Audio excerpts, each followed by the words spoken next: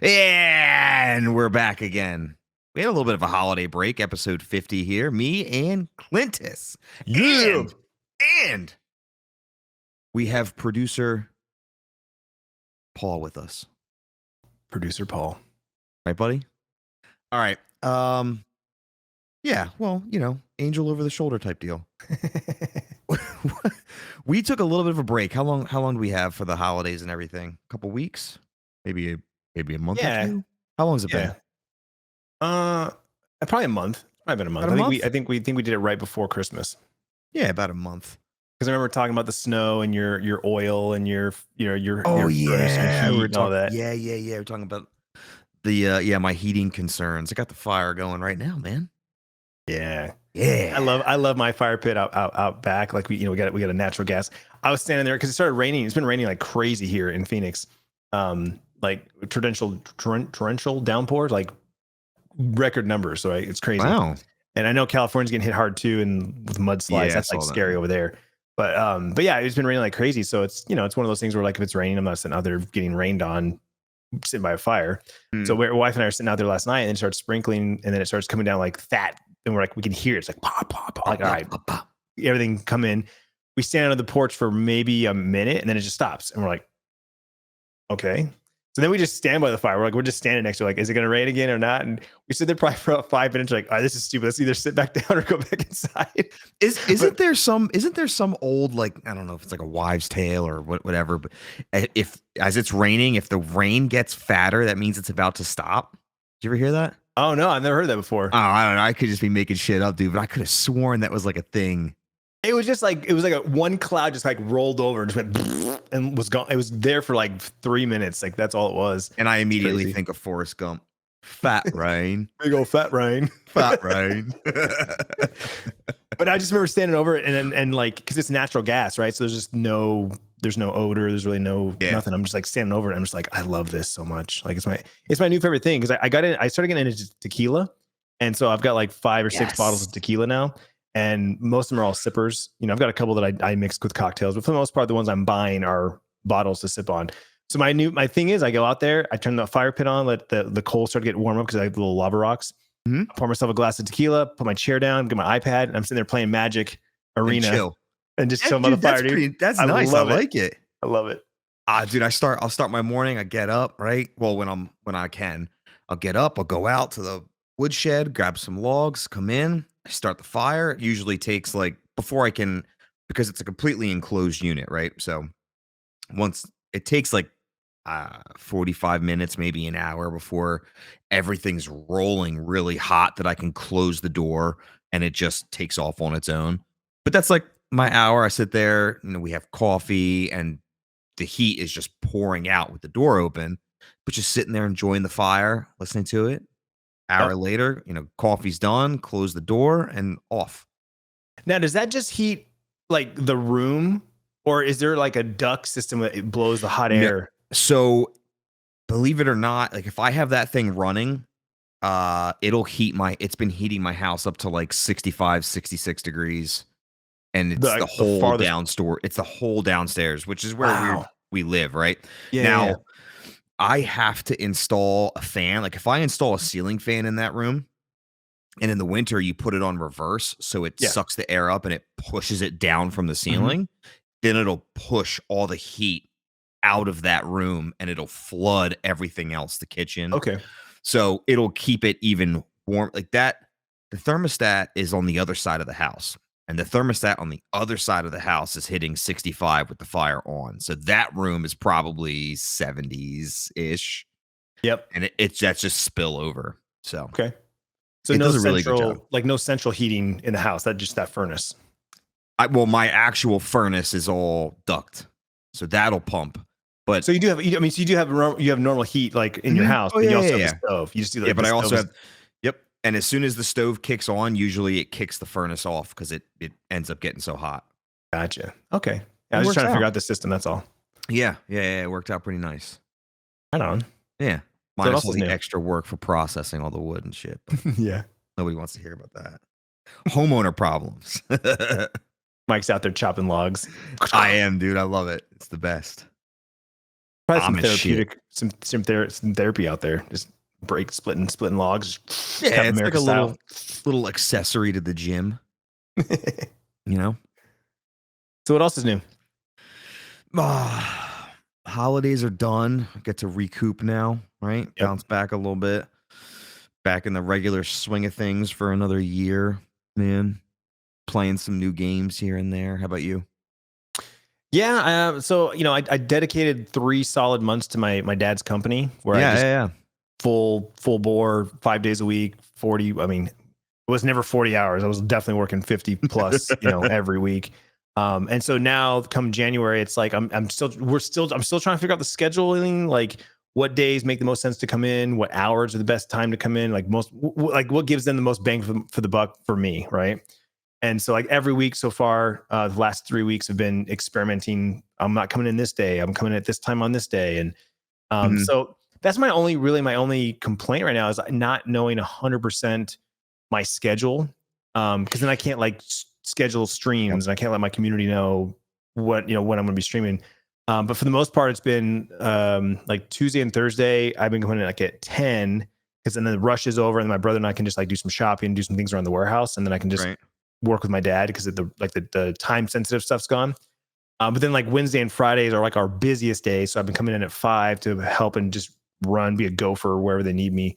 And just trying to take one day off from the warehouse to do a long, like dedicated stream. So that was like, I did that yesterday. And then today was just a 2-hour morning stream. As soon as we're done recording, I'll run to the warehouse. My brother and I'll do some shopping. And then tomorrow will be a long day, probably like, 10 hours at the warehouse.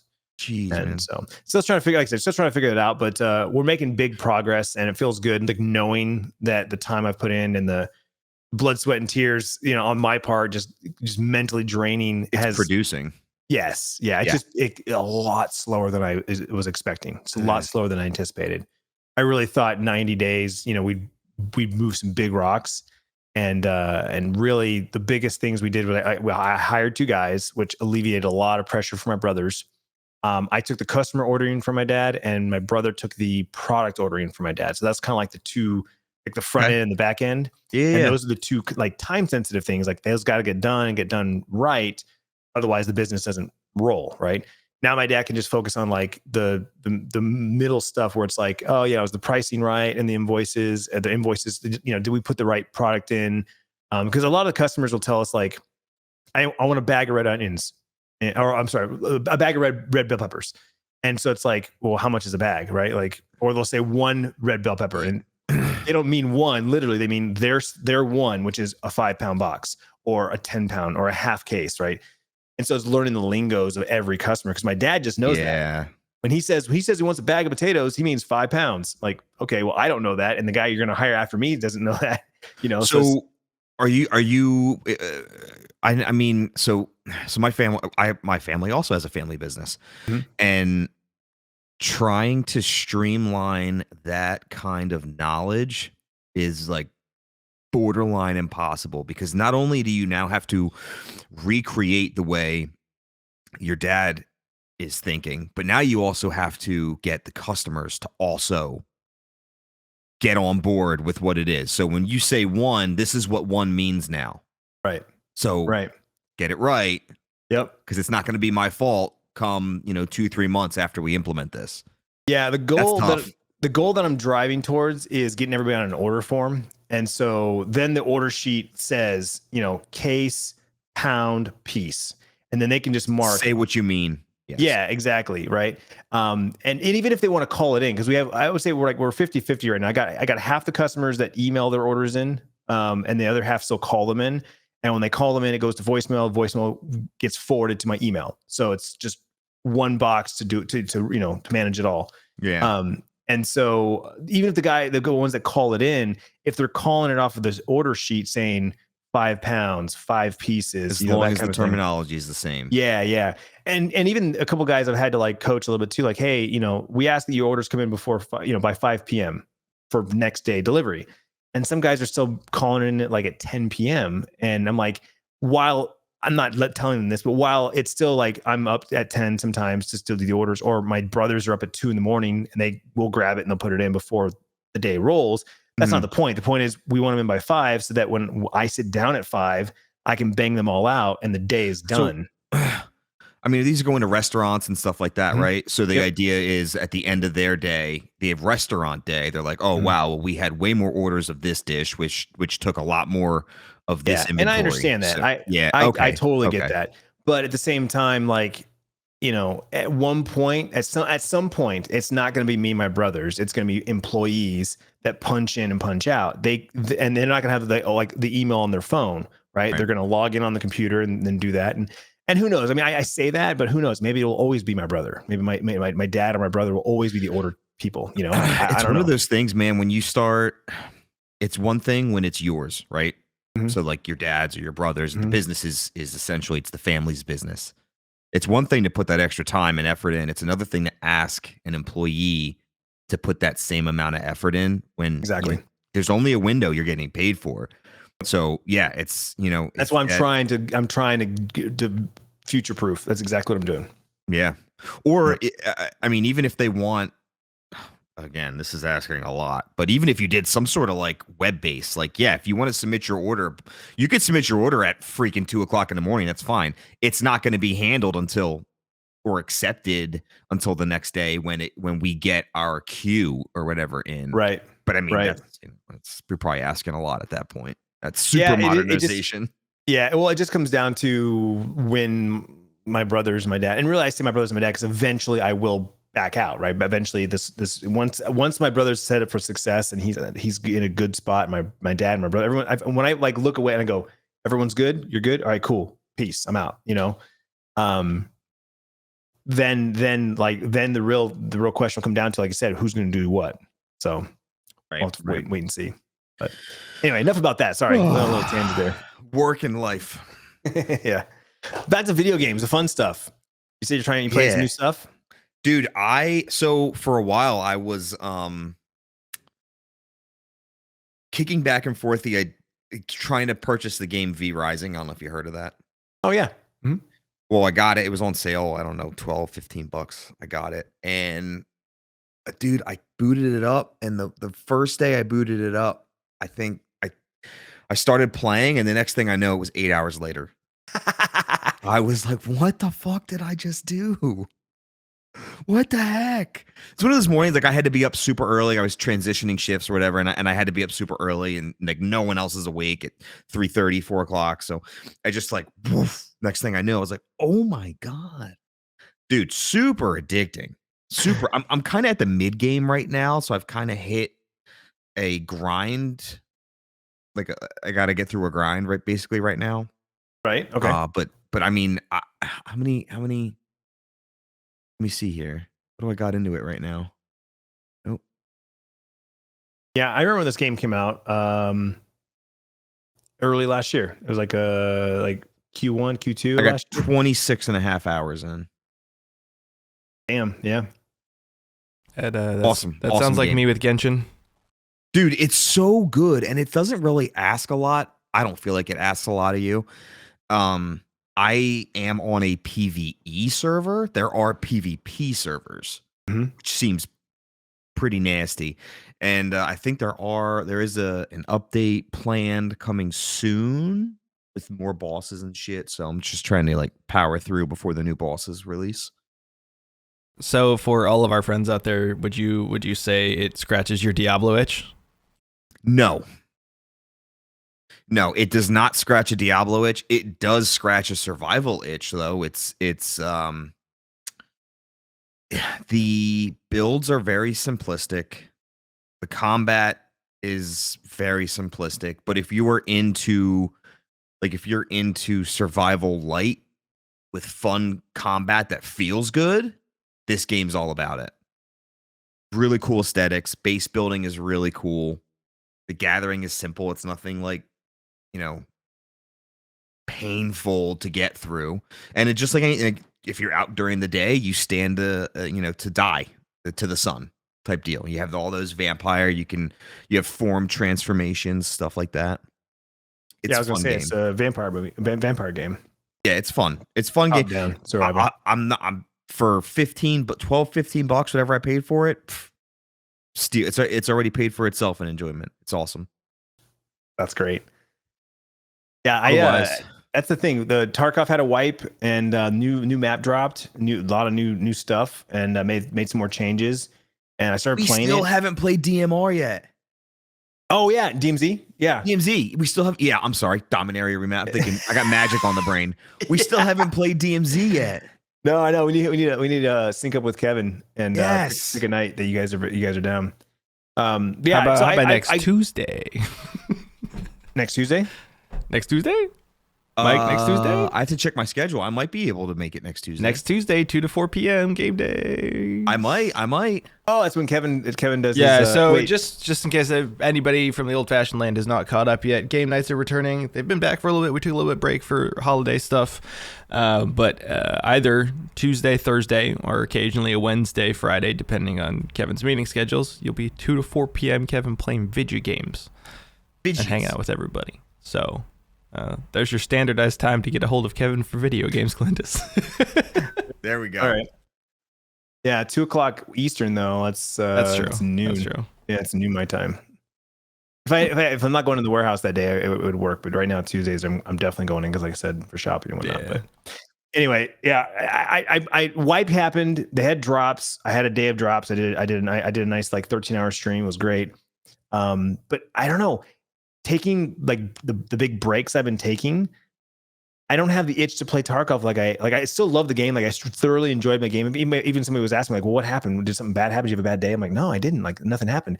But like even a midday stream, I couldn't stop thinking about New World. I've been thinking about New World. Well, the update came out in September, the 1 year anniversary, the whole new lane, the whole new area, and the sand. What was it? Whatever. I know that they introduced a great sword, so I'm in. Great sword. Before that was the blunderbuss pistol, and since I left last January, so it's been a year since I really played. I dabbled a little bit last year just to see some new things, but I haven't played the new update. But I can't stop thinking about it because I had so much fun playing that game, and I was one of the last ones to hold on and still just doing my dailies. And they did a lot of quality of life changes, and even since then, there's been a ton of quality of life changes. Everyone who's still playing that game, from what I understand, is loving it. They have done a lot of work on it, and it's been really positive. So everyone that's still around seems to really like it. My problem is came in, left because I just bounced off of it. It's still installed. Like I kind of want to go back and try it just because it deserves a second look. I went back right before the update came out, the newest update, and I'm sitting there and I'm like, man, I find myself doing the same exact shit I did the first time around. And I know there's more to do. I just don't know where to find it, what to do, or how to do it. And I just stopped playing again. They changed the progression system. And I didn't want to start over. Everyone's like, start fresh. I'm like, nah, I'm good on that. So now the update, the progression is a lot faster. You get more XP from questing and doing like if you stay on the rails, so to speak, you'll progress a lot faster and get to like level 25 like really fast.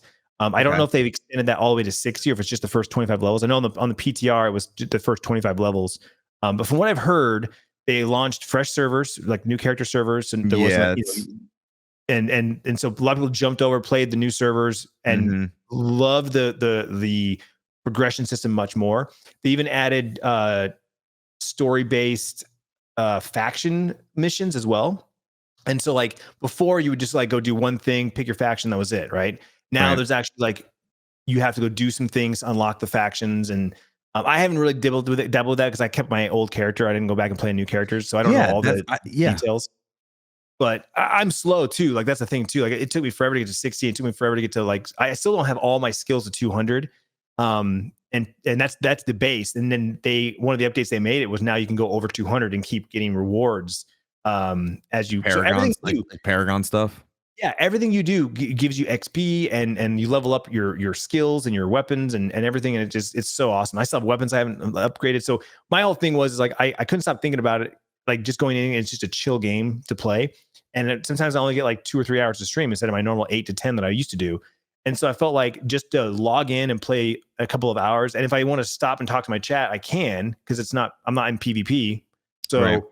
and there's no hard, I can sit here and click on rocks and trees and gather things, while I'm talking to chat. I don't have to be focused on, because I'm going to get shot in Tarkov. And I just kind of found that was like my chill mode. And then on top of that, I've been playing a lot of Magic Arena. I've been playing Magic the Gathering Arena. And with a new set coming out, I wanted to try and finish the Mastery Pass. Oh, and so really? Been grinding that to try and finish that. Are you just trying to get it done before Phyrexia comes out? Yeah, exactly. Which I'm close. I'm like, I think today I hit 58 or 59, and there's 80 levels.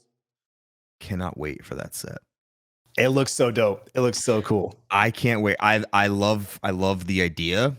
I know the lore. They're pretty nasty beings. But I like the art. I like the art idea. I like everything they're doing. I just put together, actually, here, Paul, you'll love this. I have my Infect. I said that again. Let me say that again for people in the back. I have my Infect deck ready to go. It's missing, I don't know, maybe 3 cards it's missing, and it's ready to go. Why would you do that to people? I want to do it to you. Why would you do that to me? Out of all curiosity.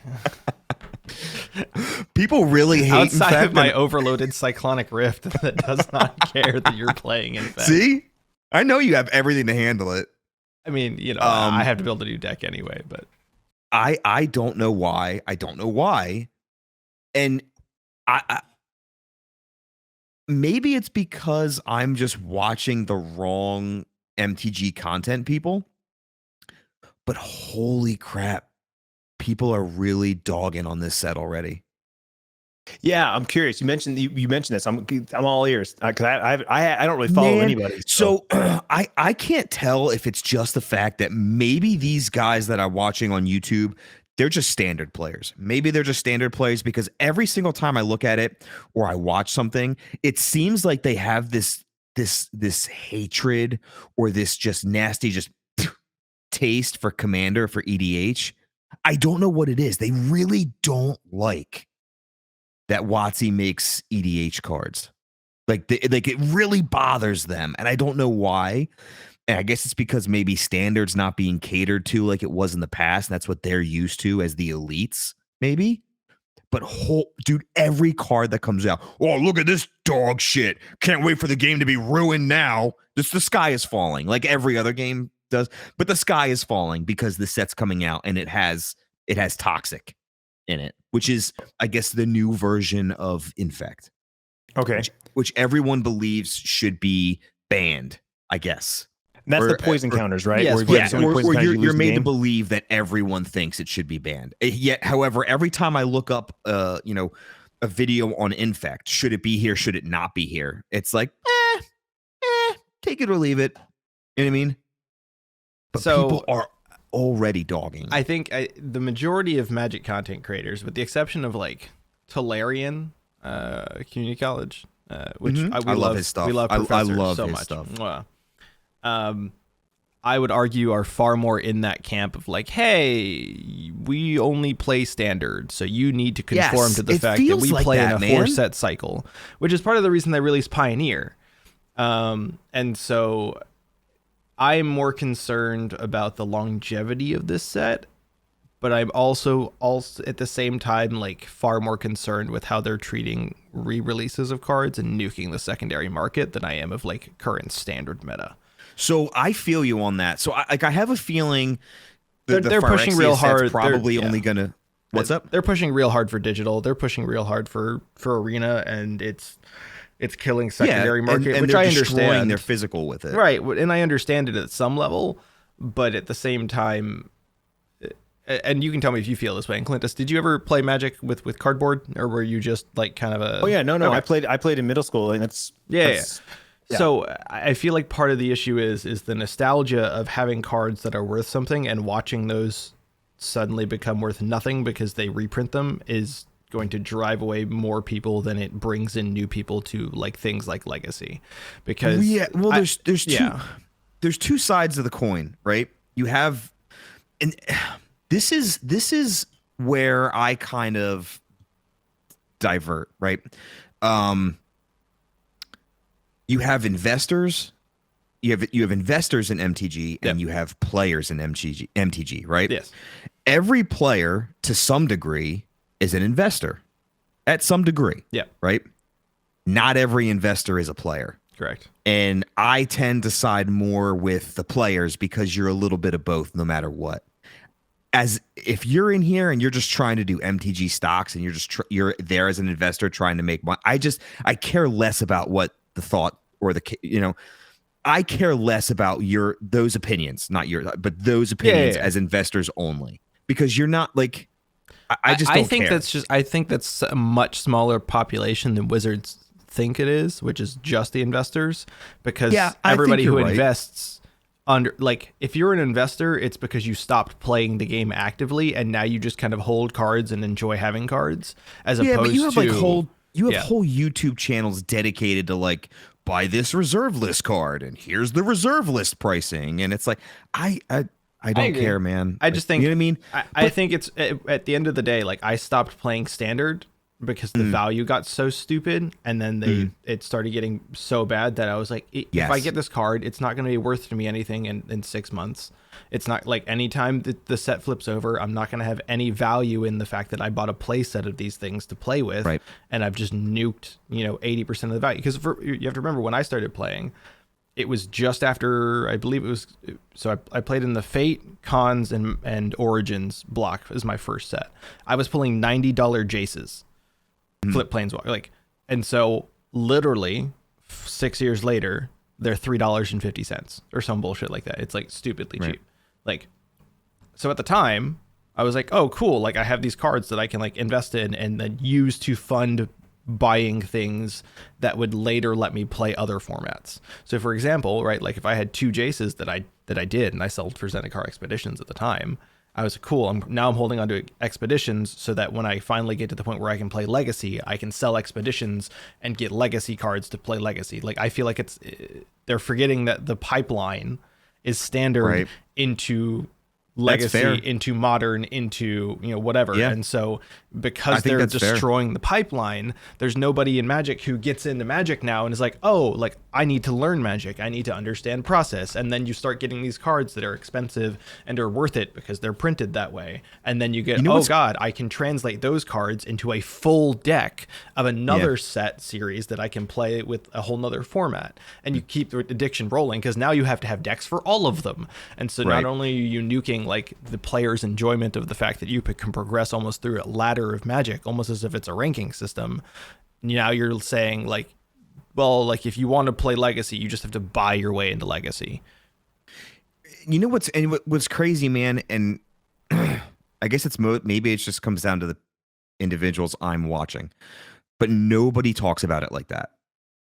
Like no one talks about the pipeline and one format versus another format and how they each lead into each other. It's boiled down because you look at Pauper and Pioneer as it's rarely ever talked about. Yeah. So it boils down to standard versus EDH. And it becomes this really like just this conversation full of animosity, it feels like, and it feels like it's stemming from the standard players, really. But there is that two sides to the coin of this reprint, right? These reprints allow people to come in and get these good cards that they're playing against in their pods for not $70. Agreed. You know what I mean? Which feels good for people who can, because like our pod, for example, when you're playing against people like Rob or Kaze, and they're just, they're smacking down drains and cyclonic rifts and every tutor you can think of, and it's like boom, boom, boom, boom, and you come in with realistically a budget-minded deck versus what they're putting into. I mean, there's guys with over $1,000+ decks, right? Yeah, I am one of those guys, so I understand. When you see a set like Dominaria Remastered comes out, and all of a sudden all these tutors are affordable for you, I don't know. I can't look at that and say, wow, damn you, WotC, damn you, you're really fucking up The market. So, but the thing is the same way is like, they've been doing it for years where you just print a card that's not the same card, but does the same thing. And right. that, Well, like, so, okay, solves the yes. problem. Now, that's a separate argument. They're not adding new cards, and you're right. That's totally right. Like, I would rather, like, there are cards that do what, like, Cyclonic do. They just have either an added mana cost or a certain condition. And the reason the card is as good as it is because it's very, very specific. And at the time, you're going to optimize, exactly. man. But like, the and whole I point think, is optimization. And again, right. the same point about Modern and the same point about other things is like, you have this ladder. And like, even if I think part of the standard players issue with Commander is that you get to kind of just pick and choose. And the thing is that it frustrates them that you can just build a format that lets you just pick and choose what you want to play, as opposed to being like, oh God, I have to play the 4 best cards in the set or I can't play this game. Over to EDH, just come play. Just come on over. Shit. And then, but at the same time, it's the same thing that you're talking about, which is then you see these players with $1,000 plus decks, and you're like, I mean, I have to spend like $400 on my standard deck once every 6 months, but like, man, right. I have to drop $1,500 if I really want to play with my ultra competitive Commander friends. And it's like, well, then y'all Commander players need to stop sitting on their high horse and come down and play with the new kids. So again, that's it's the same also thing true. on both sides. Clintus, go ahead. Right.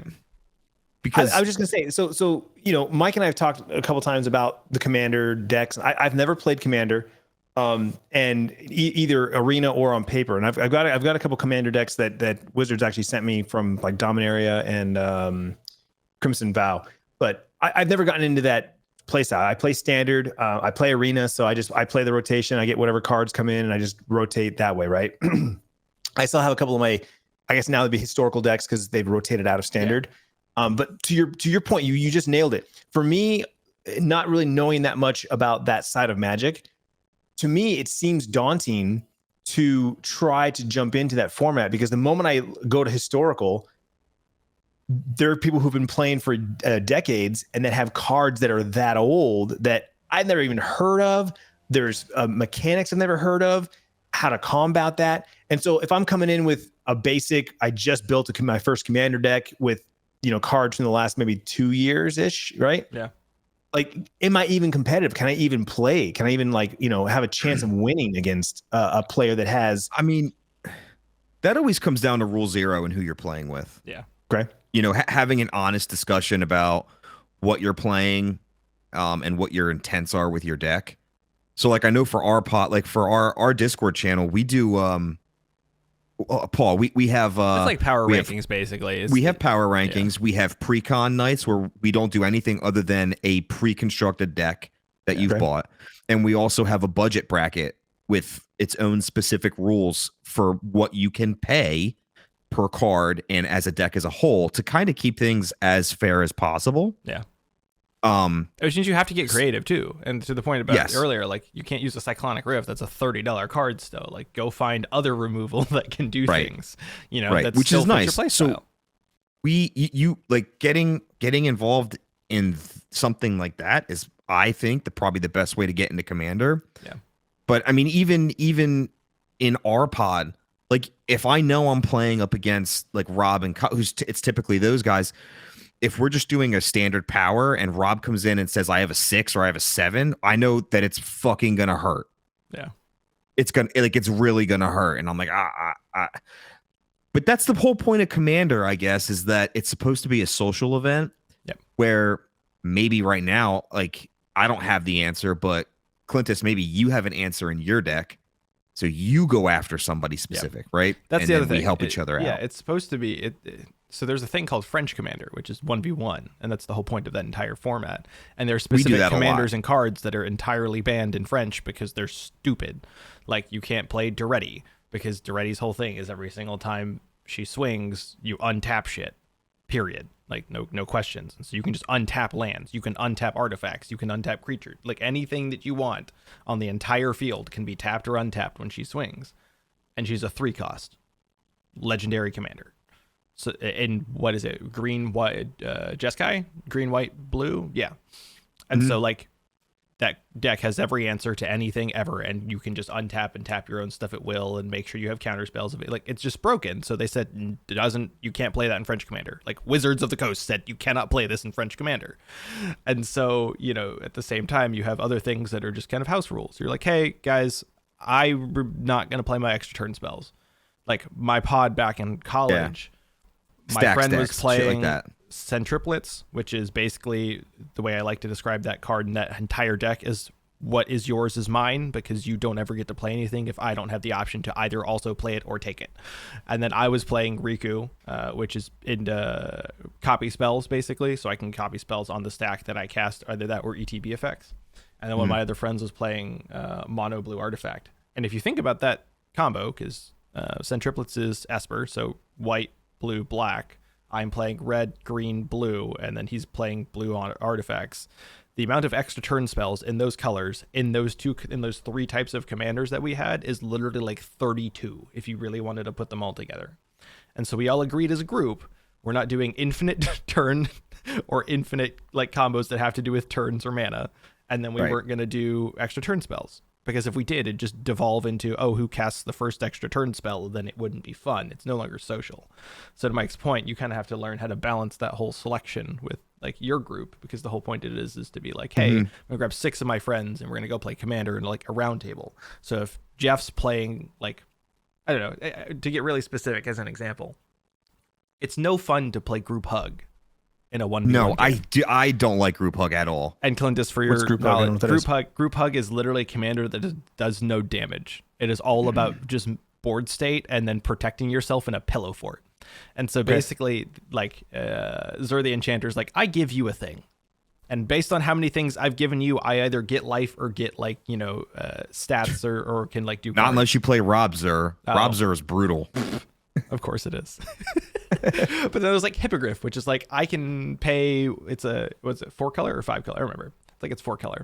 But like the whole thing is like, if you play green, you can get a life. If you play white, you can like add an enchantment and like add a 1/1 counter, or you can like you give this creature of not like any creature on the battlefield X effect. And so there's a bunch of commanders in like the entire set where you can just literally play that kind of group hug style, which is, I'm not out to hit anybody.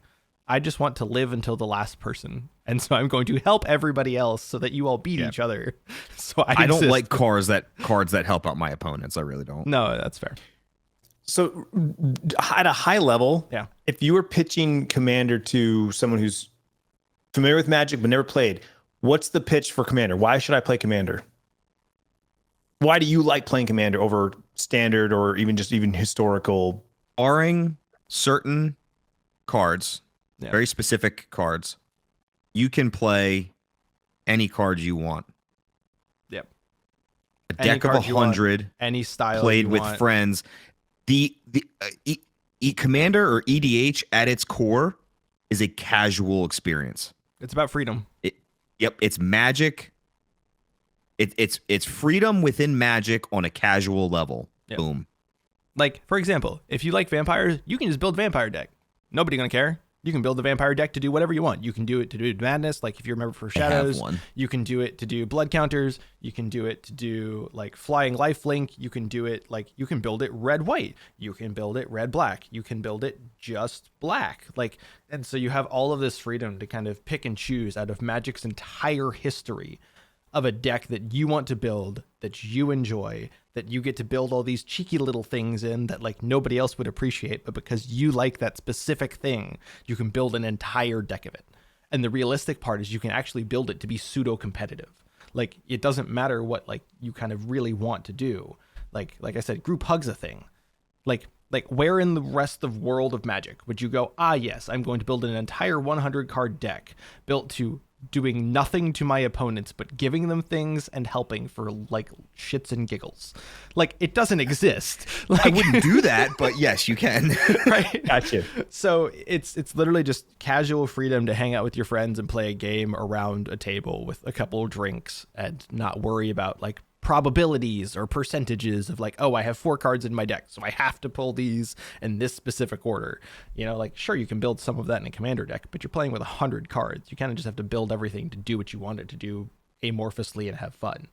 So now that doesn't mean you don't have combos, of course. Like, I have 4 infinite combos in Riku because like that's what you do in that deck. It's a combo Yeah, deck. but, like again, but like boiled down in its most simplistic state, it's far more freedom than any other format in MTG offers, and it's developed to be casual. Yeah. Okay. And the You can precons are good optimize too. and efficiency. You know, you can optimize and completely efficient your way out of fun. It's true. But you can do that with anything. yeah, exactly. Like if MMO players, it's like Tron. you don't play Tron in Modern to have fun. You play now, Tron. the downside of coming into MTG right now is what Hasbro and WotC have done to it in the last how many years. Yeah. Which is what they're doing to D&D right now. But I think it's still relatively affordable to get into. I would think so, especially if you're starting off. And that's the thing. I was talking about the funnels. Like if you start off in Standard and just start playing Draft Nights, you're good to go. You'll be good in a month just playing Friday Night Magic, and then you'll have like kind of this half of a deck that you can go, oh cool, like I have enough to build this kind of thing that I enjoy, and then you build it. You just spend an extra 2 weeks of what you would normally spend on Draft, and you build a Standard deck and you go play Standard for a bit, like, and then from there you can kind of rotate through. So yeah, like I said, I've been playing Arena for a couple of years now, so like that's where my and the only money that I put in is like when a set comes out, I'll jump on one of the pre-orders to get a bunch of packs, because then you open the packs, it gives you the wild cards to build decks. And I, for the most part, just play Standard. I'll look and see what meta decks, what's the meta right now. I might grab one or two, and then I start tweaking from there. And just I usually roll with like 1 or 2 different decks. I love green. Green's my favorite, or gold. Golgari. Green black is what I used to play back in the day. yeah, I was doing that with Hearthstone, man. yeah. Buying packs and shit. And I once I started buying physical, I'm like, I can't ever spend money on digital again. It's just something about cardboard. It's crazy. Yeah, no. So here's what I'm getting at though. So the new set comes out for Arena, it comes out on the 7th, and then paper, I think it's the 10th, which is that Friday. Yeah. So it's like a Tuesday, Friday release. I plan on going to my nearest card shop. There's a pre-release event, and then there's a release event. And depending on the timing, the day, and what my schedule looks like, if I can make it, I'm gonna try to go to both. Yeah. And I'm gonna try to like get the vibe and see what's my community look like, because they do Magic events. And I pulled their schedule up, and there's a regular schedule of events. Yep. There's a commander night, there's the draft night, whatever, a sealed deck. So I'm like, okay, maybe this would be a good time to jump in, right? Yeah. The launch of a new set, people are hyped to get the new cards and stuff like that. Maybe I'll try to like dip my toes into that world a little bit and so see what happens. My recommendation for that, because I've been doing that for a long time. Okay. Mike, did you ever get a Grand Prix as well, or am I the only person here who did Grand Prix every so often? No, I didn't do them. You will always have fun as long as you semi-prepare, because these things are like the same kind of, you kind of, because do they have like pre-release type stuff inside Arena? I think they do, but not quite the same. Basically, because you're at a computer, it's a little bit easier, but I like to do it in person, with an actual set of packs. And so you kind of have to semi-prepare about, cool, what the set is, what the card combos ish are, like what are do you want to draft for money? Do you want to draft for just placement? Things like that. Depending on what kind of thing you're doing. If you're doing pre-release, every card's yours, so you don't have to worry about that, but you just kind of have to think about, okay, cool, what card is this that would work with these other things? If you like black green, I think this set is kind of perfect for you, because they have a lot of black green. I hope so, man. I was just saying that the other day. I was like, even if just green gets some love, because green hasn't gotten a lot of love the last couple of sets. I mean, mono green zombie was real dominant in the previous rotation. Yeah. With what shit was it? Kaldari and not Kaldari. That's fucking Eve. They gave Whatever, green the a lot of snow one, love during Zendikar though. So yeah, Zendikar, and then the one with the snow. It started with the K. I forget off the top of my head, but Kaldheim. Yes, Kaldheim. Thank you. Those two like had a heavy green dominance, which mono green Stompy was that was my jam. I went all the way to Mythic on that. But when that rotated out of Standard, there's not a lot of green right now. And I pull up Untapped and I look and see what the meta is, and there's like no green meta at all. So right, like the only one that I roll that has green right now is a white green enchantment deck. That's not bad. Ooh.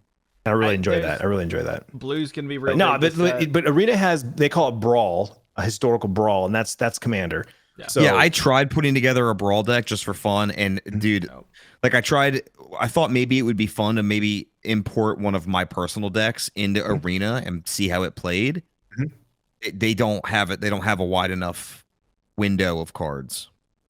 Oh, really? Yeah, a lot of cards I was like, they're just not available.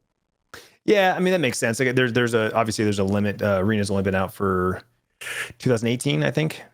So that's about as far back as it goes. Freaking crazy amount of cards to import. Like you know, and that's, I don't like, it's nothing to knock them against. It's a stupid amount of art and text and everything that has to go into that. Yeah. So. Yeah, for sure. Maybe one day. But looking at like right now, just like there's definitely some commander decks that I could create, right? I could craft right now with the wild cards that I have. Like there's some decent ones. I guess I need to learn. I have to watch some YouTube videos. Like the whole point of a commander, like that's the anchor, right? And then everything else is built around that anchor. Yep. So I got to learn how that format works. It's much simpler than I'm looking at it. I'm like, okay, it's a legendary creature, right? Is that what a commander is? A legendary creature? It is a legendary creature. So you can pick any legendary creature from the entire history of Magic, as long as it's not like, again, there's certain cards that are actually banned because they're too broken, specifically in French. Like, for example, do you know vampires at all? Like, so if you remember, oh god, what starts Edgar Markov? No. Edgar is banned in French Commander because he's. I want that card so bad, dude. I'm just not willing to spend $80 for a commander. Listen, he's just broken, and the reason being is because he just says, "I don't care what you play. I don't care what I play. I just make vampires perpetually forever." I love vampires. And then back in the day, granted, it was green black, so it wasn't optimal. Yeah. But the black side of my deck was all vampires. Like, loved it. That's amazing. Anyway, sorry. All that releases February 10th, so we got 3 weeks. Yeah, like I said, I'm gonna go to the card shops and kind of start dabbling a little bit. So I'll report back to you guys. Mike, invite him to our server. We also play cardboard because he's in. I'm in. Yeah, I'm in. I'm in. I just haven't had time to really deep dive in that, but I'm in. Same. Anyway, real quick, I want to hop over Mike because now we wanted to talk about it real quick. And Clintus, I know you kind of in the D&D-ish space, nothing super crazy. OGL 1.1 was collectively by the force of 1,000 screaming souls from the community. Well, Go ahead, Mike. Just to clarify, just in case you're not aware, OGL is open game license. Yes. So the OGL, I think it was 1.0 is what was originally in effect, and basically Wizards, to give you a little bit more background on the story, one of the board members of Hasbro said we're not getting enough profit from all of these things and tried to oust the CEO like 6 months back. Under monetized. Quote unquote, they're under monetized. And so in response, Hasbro and Wizards kind of put together a new OGL. The problem is that their new OGL basically had language in it that said every single property that uses the OGL 1.0 into, because it would be deactivated of 1.0 into 1.1, would be technically a sub-property, sub-license of Wizards and Hasbro, which is incredibly dangerous. On top of the fact that they were trying to get everybody who used D&D in any form of monetization to give them a percentage or all of the cuts of their profits from said projects, unless they agree to a specific licensing deal with Wizards. Right, and this is a game that is predominantly the imagination of the players. Right. So you know what I'm saying? Ta-da! Wizards stuck their foot in their mouth because they were worried about profitability. This was incredibly stupid. Yeah. Incredibly stupid. Go ahead, Mike. The fact that they thought that they could just dude, they were even tapping into Kickstarter. They reached out to Kickstarter and were like, "Oh no, you will give us a portion of whatever these people are making. You will kick back to us." Damn. Yeah. So that's where I heard a little buzz of Wizard hate this weekend. Oh yeah, and apparently there's also verbiage in there like, and anything created by you, the player, or anything at any time can be taken by WotC and used without your permission and without payment. That probably extends to YouTubers and streamers too. Like you're making money on the content of Literally Damn. everything. And so basically the community, and by community I mean everybody from Wizards, Magic, D&D, the whole 9 yards, kind of said, yes, we're going to revoke all of our Wizards subscriptions and all of our D&D Beyond subscriptions because, and I quote in an email that was leaked, it's not impacting our bottom line and we'll still stand to make more money as long as we don't lose subscriptions. And they did not anticipate, I think it was almost like a 50% drop, something like that. It was something stupid. Did I see Critical Role take some hate for something? Critical Role took hate because they were still plugging stuff during the whole thing, but that is a contractual obligation. So I was gonna say that's got to be contractual. They have to. Yes. So they literally are collaborating with Wizards on their content releases specifically because it's not like it's But Critical Role did come out and say, we stand with the players. We're not. I believe so. I just don't remember exactly what it was. So I'm pretty sure they released something on Twitter or somewhere that was like, no, like we agree with the sentiment of the players and we stand with the players. I'm gonna look. I'm pretty sure. That's rough. Yes. Okay. So yes, 20 hours ago they officially announced basically. They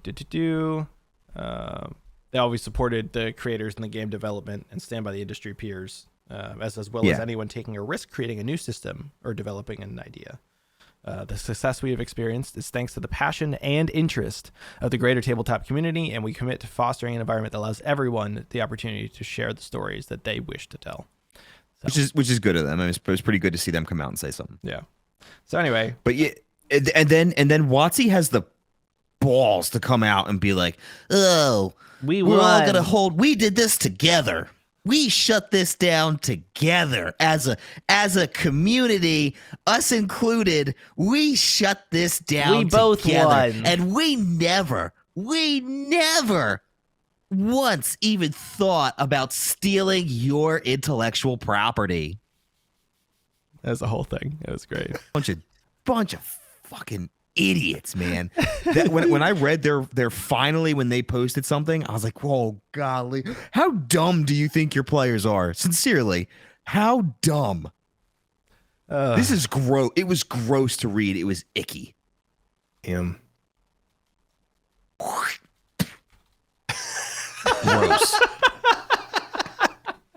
I love how nobody could see that, but it happened. I know. Mike did the full on like hot. So anyway, so then what's the current? They squashed it all back. They walked have it all back. Walked it back and said we have put it on hold. Mm-hmm. Yeah, they're gonna because they listen to community feedback. It's basically one of those like you see it like all the time with like other companies. Like I know Twitch will do it sometimes, or YouTube used to. They learned it, 8-10 years ago. They would throw something out really big and heavy. Twitter, I mean, shit, Elon's been doing it. Like throw out a big ass rock, everyone goes whoa, and then they reel it in and go, okay, this is where we need to be, right? Like they throw it out there to see how far they can go, and when everyone bitches and complains and uproars, they just reel it in and go, right here. You guys aren't complaining more here? Okay, cool. It's a joke is what they're sitting there trying to say. We never intended to release this, but I forget who the investigative journalist was that kind of broke this whole thing open. They were like, no, they were going to stealth launch this. Yep. This was they were going to launch it untold. And it wasn't until this journalist broke it. And I mean, WotC like literally contradicts what the journalist had to say 4, 5, half a dozen times. So the worst part is good Lord. Technically they couldn't do what they were trying to do anyway, because a number of state laws actually prohibit the nullification of previous like licenses for content that was already created. So basically they really didn't think this through, did they? No, it couldn't have legally been done the way they wanted it to do. Also, other things that are important. Good job, Hasbro. All of KOTOR is technically done under OGL 1.1. Not 1.1, 1.0. So like all of the original KOTOR games would have been technically a sub license of Hasbro instead. And we all know Big Daddy Disney would not have let that one slide. And so some people just weren't thinking about long-term business ramifications of what happens when you mess with licenses. Yeah. I mean, shout out to, was it Pathfinder? Yes. That's creating their own open game shit. Yes. Like in response, people were like, fuck you, cancel all subs. We're creating our own and it will forever be free. Yep. So, anywhoosies, to wrap up here, I want to go real quick over because I know it's started. Thoughts on the new Last of Us HBO release for live action? Mike? Have you seen any? Ooh. When's it out? It's out now. The first episode dropped Sunday. Yeah. I'm going to watch it after we record. Yeah, so it's HBO, so it's episodic. That's how they roll, like Game of Thrones and everything, right? So it's every Sunday. Like, I'm sure what you got, I'm interested. Yeah. Of course. Any thoughts, Clintus? I have very, very low expectations, which I think will aid in probably my enjoyment, honestly. I've never played the games. I own the first one for PS4. I just never played it because I switched to PC and I just never got around to plugging it in. I've watched plenty of my friends play it. I've heard nothing but great things, like greatest video game of all time, blah, blah, blah. Like, I've heard all of that. I'm very much more open to watching the show than playing the game, like just because that's who I am as a person in general. Like, I've never played League of Legends, but I freaking loved Arcane. Yeah. Loved that show. Dude, awesome. So I cannot wait. I really hope. Yeah, I can't wait for the next. I've season. heard good reviews so far. In general, then, what do you think about the fact that we're starting to see more, shall I say, faithful game and book adaptations? Say it again. I'm just saying, I think we're seeing more faithful game and book adaptations. If you look at, I The hope. Witcher. I mean, I hope. Crossing fingers. But we'll see. I'm excited. Yeah, no, I think as more and more companies see the success of video game and book adaptations, like, oh, okay, we can see a successful one. Like, obviously, The Witcher is probably one of the most recent ones that have just kind of really been killing it. Aside from the actors, The Witcher's tanking. Well, that was what I'm saying though. Like the change of the actors and stuff like that. I know the first season was amazing, and then they did there's another spinoff, right? There's a spinoff one. The Blood Orchid. I haven't watched it. I heard the spinoff was good. Yeah. Yeah, I haven't heard good things about it though. Like, as far as keeping to the stories, I have not. Yeah, that's been the main issue. It's Walking tough. Dead. Go ahead. I would say it's tough because, especially right now with Henry Cavill gone and everyone upset about that, and obviously the show did not stick to the books at all. But you have like conflicting stories, and people are just angry, so they're going to hate on the show regardless. So it's tough to see like where the truth really lies, and I just haven't gotten around to watch it to determine for myself yet. But everything I'm seeing is pretty negative. Yeah, I don't know. I suck at TV. I don't watch a lot of TV. I'm definitely more just a movie guy. But no, I all my friends are talking about it. Like, again, coming from the video game world, very excited for it. And I love the what's his name, the Mandalorian, Pascal.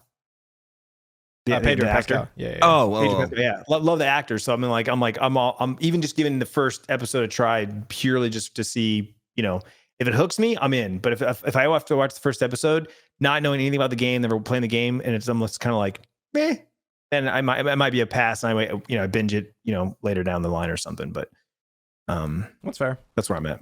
I wonder if that's a trend we should also be seeing, because I know Star Wars has been releasing 2 episodes for premieres just to make sure that everybody gets kind of that first full hook.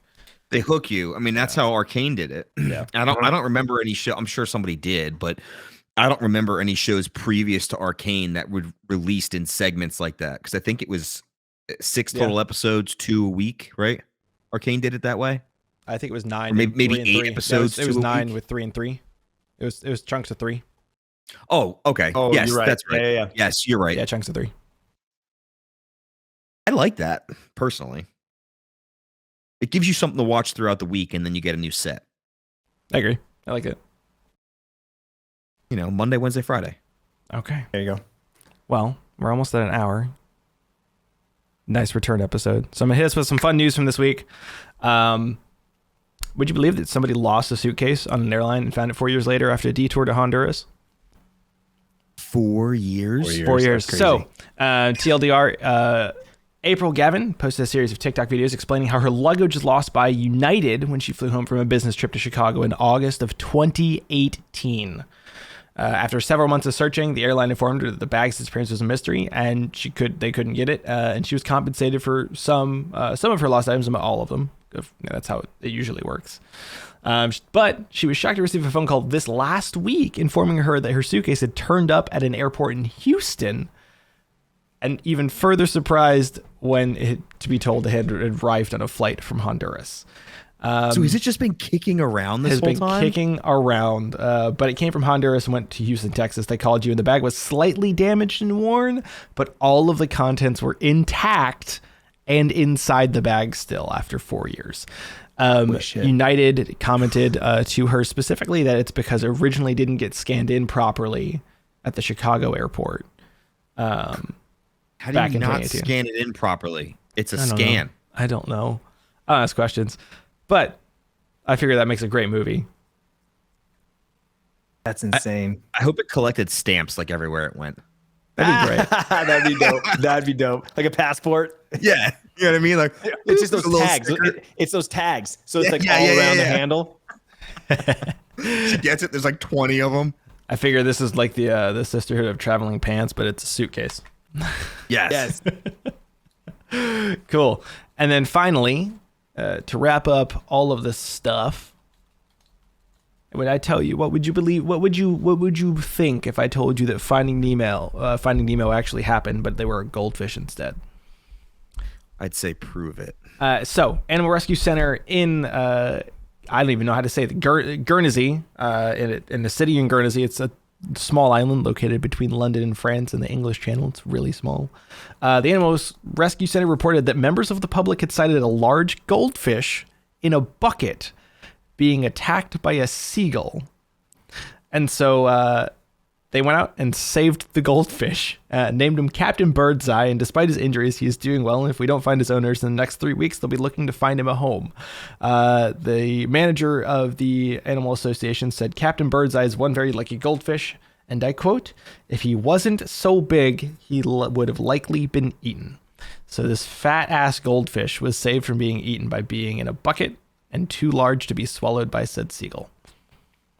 No shit. I mean, I was fully anticipating them trying to prove that a fish dad was looking for his fish son. That's where I thought you were going with that. Right. I mean, No. Unfortunately, the world is not that kind to provide us with evidence that a fish dad was chasing down his fish son from a whole nother ocean. You know, for a second there, the world got a whole lot brighter, and then you just really... I just ruined it for you. Yeah, you just took it right away from me there. Holy shit. Fish dads. Fish dads. Anyway, that's going to be episode... by the way, I corrected the episode number. We're on 49 and 50. 49. So, shit. Oh, all right. Hey, you know what? 50's next then. We got 50's next. And we have to get Kevin. 50's next. Yeah, Kevin needs to be here for when we 50. transition over to the Zero. Thank you to King's Coast Coffee for sponsoring today's show. We didn't hit it up in the beginning. Make sure you head over to the website, grab yourself some King's Coast.